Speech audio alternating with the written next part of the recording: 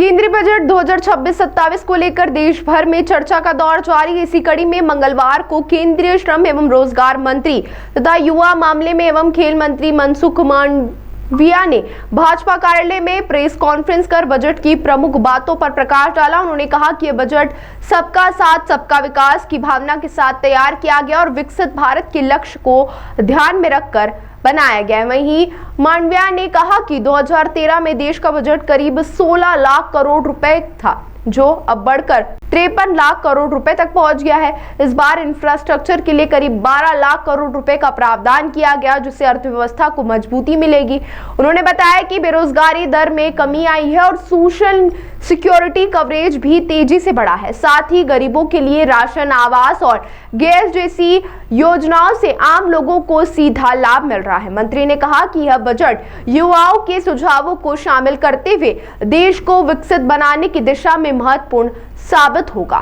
मैं आपको बताऊं, मेरा तो ये मत है कि अध्ययन भी करना चाहिए। ये 1 लाख करोड़ रुपया नहीं, 98,000 करोड़ रुपीज प्रधानमंत्री विकसित भारत रोजगार योजना हम लाए। 98,000 करोड़ रुपीज की आपके लिए 98,000 करोड़ रुपीज की प्रधानमंत्री विकसित भारत रोजगार योजना लाए।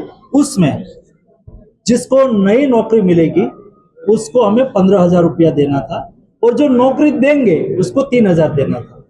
तो ये योजना चालू हुई अगस्त महीने से। उन्होंने बजट में, जब बजट में ही योजना की घोषणा हुई तो बजट में फंड एलोकेट हो गया। अभी ये योजना अगस्त से लागू हुई। अगस्त से लागू हुई तो पैसा किसको देना है? तो स्कीम ऐसी बनी कि 6 महीने कंटिन्यूस जिसको नौकरी करी हो उसको 15,000, 7,000, 7,000 देना है। तो ये फरवरी मार्च में पहला 10 लाख का स्लॉट आएगा।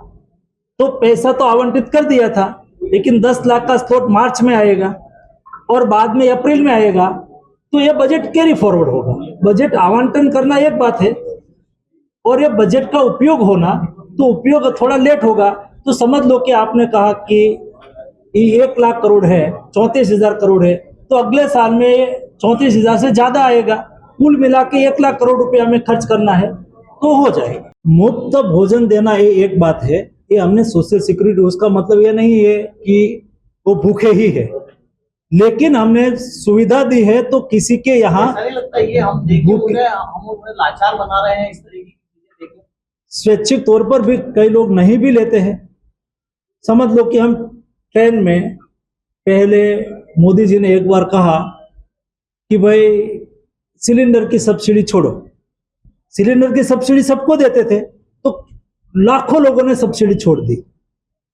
वैसे लोग बट सरकार ने अपनी जिम्मेवारी अदा करी कि भाई मिनिमम हमारे देश में किसी को भूखे सोने की नौबत नहीं आनी चाहिए। हम देते हैं और जो लेते हैं, कई लोग नहीं लेने के लिए भी आगे आते हैं।